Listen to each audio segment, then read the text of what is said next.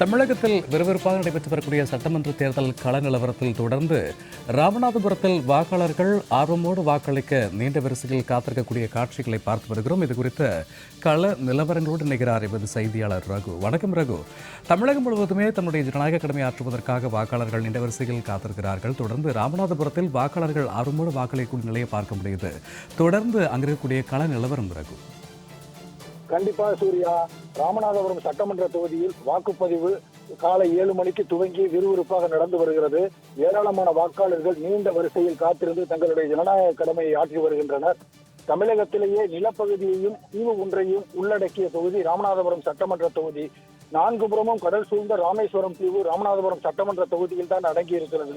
இந்த தொகுதியில் ஆண் வாக்காளர்கள் 1,53,430, பெண் வாக்காளர்கள் 1,58,860, மொத்தம் 3,12,303 வாக்காளர்கள் உள்ளனர். இந்த தொகுதியில் பிரதான அரசியல் கட்சிகளும் சுயேட்சைகளும் என 13 பேர் களத்தில் உள்ளனர்.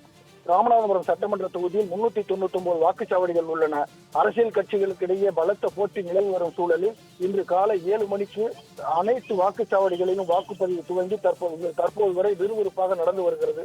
நீண்ட வரிசையில் பெண்களும் ஆண்களும் காத்திருந்து தங்களது வாக்குகளை செலுத்தி வருகின்றனர்.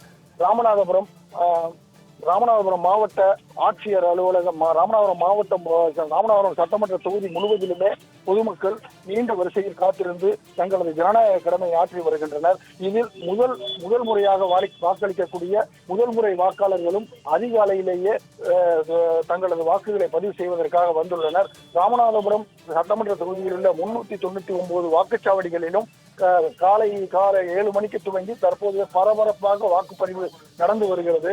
தொடர்ந்து அந்த வாக்குப்பதிவு நடந்து வருவதை நம்மால் பார்க்க முடிகிறது. சூர்யா, ராமநாதபுரத்தில் நிகழ்ந்து வரக்கூடிய வாக்காளர்கள் ஆர்வமோடு வாக்களிப்பு குறித்த கூடுதல் விவரங்களுக்கு நன்றி ரகு.